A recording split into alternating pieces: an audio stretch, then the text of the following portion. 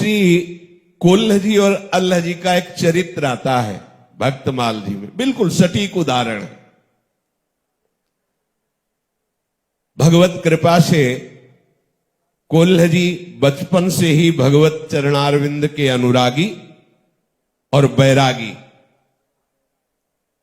त्यागी और बैरागी और उपरति में अंतर होता है।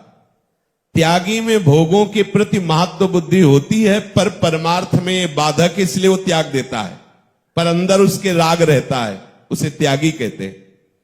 भोगों के सानिध्य में भी भोगों की इच्छा न रह जाना, ये बैरागी का लक्षण है।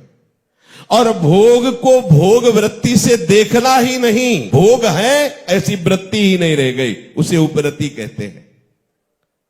कोल्ह जी बचपन से भगवान नाम गुणगान करने वाले और सच्चे बैरागी। तीर्थ याटन करना, संत समागम करना, शास्त्र के अनुसार चलना। और जो छोटे भाई थे अल्लाह जी, उनके हृदय में वासना का बड़ा तूफान उठ रहा था।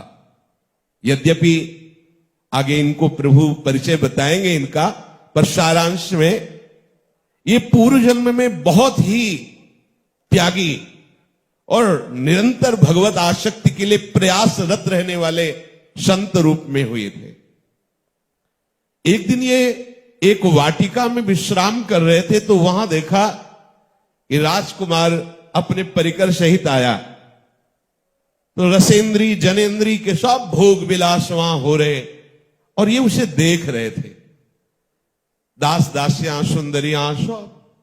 इनके मन में आया कि इतने दिन हो गए भगवान का भजन करते, ऐसा कुछ आनंद तो नहीं है। देखो ये कैसे नाच रहे, कूद रहे, अच्छे अच्छे पदार्थ खा रहे, और ये सब विलासिता हो रही है, तो जरूर इसमें सुख। मन में निश्चय हुआ कि अब तो हम वैरागी भेष में है, नहीं तो एक बार तो हम देखते ही इसमें सुख है, क्योंकि ये लोग सब आनंदित हो रहे हैं। अब कैसे होगा, क्या होगा? वासना को स्थान दे दिया गया। ध्यान रखना, हमारे प्रभु का स्वभाव है, यदि आप कोई वासना प्रबल करके इस मार्ग में जाओगे तो पहले आपकी वासना की पूर्ति होगी, और अगर वासना को प्रबल ना किया और प्रभु के चरणों में समर्पित कर दिया तो भस्म हो जाएगी। प्रबल है कि मिलना ही चाहिए। फिर जो इच्छा करी हो मन माही, हरि प्रसाद कछ दुर्लभ नाही। विभीषण जी भी प्रभु के समीप गए, उनके चरणों के दर्शन से हृदय में ऐसी आनंद द्रवण क्रिया हुई कि बस यही कि अविचल भक्ति मिले। तो प्रभु ने कहा नहीं, पहले लंकाधिपति बनो। समुद्र का तिलक समुद्र जल से किया। विभीषण जी स्वीकार कहते, उर कछ प्रथम वासना रही। प्रभु चलते समय तो ऐसा ही निश्चय किया था, तो प्रभु ने कहा अविरल भक्ति भी मिलेगी, पर लंकाधिपति का तुम्हारे मन में भाव आया था, इसलिए बने। उसी वासना का चिंतन उनके निरंतर भगवत चिंतन में बाधक बनकर खड़ा हो गया, और वो पधारे तो ऐसे भागवत के भाई बने आके अल्लाह जी के रूप में। पर वो वासना थी ना, तो इस जन्म में उन्हें राजकुमार की मित्रता मिली, और वो राजकुमार इतना प्यार करता कि समान भोग प्रदान करता, समान आसन पे बैठालता, साथ शिकार ले जाता, सब भोग विलासिता, वैसे ही खान पान सब। पर उनमें पूर्व संस्कार के बस एक बड़ी विचित्र बात थी कि अपने भाई को भगवान के समान मानते थे, कि मैं कहां नीच अधम और कहां मेरा भाई भगवत भजन करने वाला। भगवत भक्त का आदर मात्र प्रभु की प्रसन्नता का हेतु हो जाता है, समझ लीजिए। भगवत भक्त का आदर मात्र। कोई भक्त जा रहा है, आप वाहन में उतर के खड़े हो गए, ये साक्षात प्रभु का आदर है, क्योंकि वो प्रभु का पार्षद है, प्रभु का दास है। वो अपने भाई पे भगवत बुद्धि की, मेरे भगवान ही भाई के रूप में है, क्योंकि ये निरंतर भजन करते, और कहां मैं नीच नाना प्रकार की ऐसी खान पान सामग्री जो हमारे भाई के सामने वर्णन नहीं की जा सकती, वो मैं पाता हूं। अंदर ये था, पर पूर्व वासना के कारण सब विलासिता मिली। तीर्थ याटन करके एक दिन कोल्ह जी आए और दृष्टि गई तो प्रणाम मुद्रा में अल्लाह जी खड़े थे। उन्होंने कहा, भाई जिन तुम भोगों में लगे हुए तुम्हें क्या आनंद मिला? मतलब इसी वासना ने आज तक तुम्हें भगवत प्राप्ति के मार्ग में दृढ़ नहीं होने दिया। क्या रखा है इन भोगों में? क्या तुमने अनुभव किया? एक बात मेरी मान लो, चलो मेरे साथ प्रभु के दर्शन करने चलो, द्वारिकाधीश के। वो श्रद्धा तो भाई पर रखते ही थे। मन में उनके बड़ी ग्लानि है और बड़ी दैन्यता है। ग्लानि इस बात की कि ऐसा भाई और मेरे ऐसे आचरण, और दैन्यता इस बात की कि मैं प्रभु के सामने जाने योग्य भी नहीं हूं।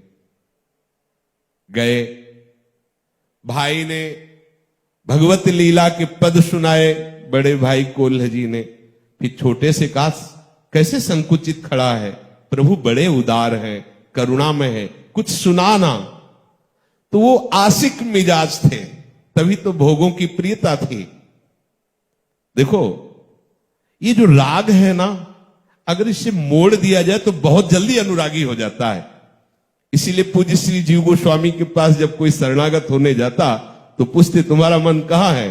तो जैसे कोई कहता है स्त्री में, तो बोले काम लायक हो, आ जाओ। पुत्र में, आ जाओ। एक गए, कुछ भेंट चढ़ाई, कहा शिष्य होना चाहते हैं। बोले तुम्हारा मन कहां है? बोले कहीं नहीं लगता। बोले बनारस जाओ, काशी, वहां लगो, वेदांत में तो भले उन्नति हो, यहां नहीं होगी, यहां तो रागी की उन्नति होती है। क्योंकि उसका चित्त ऐसे लगा, ऐसे समिट गया। देखो बड़े बड़े संतों के चरित्र में वो बड़े रागी थे, मुड़ गया मन, बड़े अनुरागी हो गए। जैसे गोस्वामी जी, जैसे बिल्वमंगल जी, बड़े रागी थे तो बड़े अनुरागी हो गए। अल्लाह जी से कहा कोई पद सुनाओ, तो उनकी स्मृति शक्ति बड़ी प्रवीण थी, क्योंकि पूर्व भजन किए हुए थे। तो 4 लाइन का एक सवैया, जिसमें ब्रजलीला में लालजू महाराज जो लीलाएं करते, 4 पंक्ति बड़े डरते हुए संकोच में गाया। तो सामने से वाह वाह वाह, सब आश्चर्यचकित हो गए। लगा कि इतने महाभागवत बड़े भाई कोल्ह जी हैं, अभी ये गाए थे तो भगवान को अवसर नहीं मिला होगा, अब समय मिला है तो वाह वाह कह दिया। उधर पुजारी को भगवान ने प्रसाद माला ये दी और बोले वो जो बैरागी खड़े ना, उनके पीछे जो खड़े हैं ना, उनको जाके दे दो। वो गए और कहा कि भगवान ने आप, बोले भूल गए, ये भैया के लिए भेजा होगा, क्योंकि मैं तो नीच अधम, गलत आचरण करने वाला, गलत खान पान, मैं तो यहां खड़े होने लायक भी नहीं हूं। और आंसू आ गए और कहा ये परम भागवत बाल्यावस्था से भगवान के मार्ग में है, इनको कहा, मेरे को। बोले नहीं, उन्होंने कहा है कि जो बैरागी खड़े उनके पीछे जो खड़े उनके, और माला पहना दी। और प्रश्न बड़े भाई लाए थे वही कृपा करवाने, पर जब ये देखा कि हमारे गाने पे तो कुछ नहीं बोले, इसके गाने पे वाह वाह बोले और इसको प्रसाद और माला भेजा, तो हृदय में जलन पैदा हो गई। कोल्हे जी ने कहा जीना बेकार, जिसके लिए जी रहे थे वो तो हमारे हुए नहीं।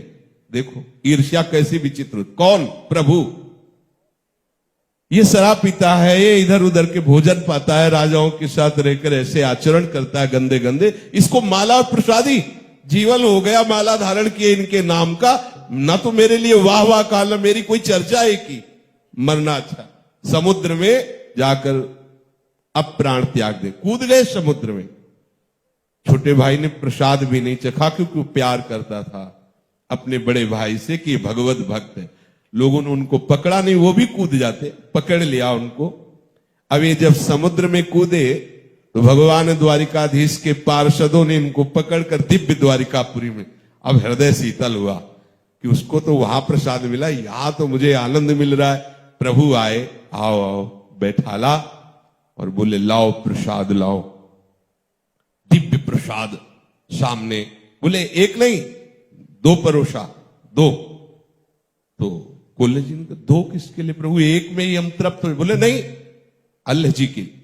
अब इतना बढ़िया ये परमानंद भी उनको चुभले, यहां भी वो, यहां भी उदास हो गए। प्रभु ने कहा तुम प्रसन्न क्यों नहीं हुए?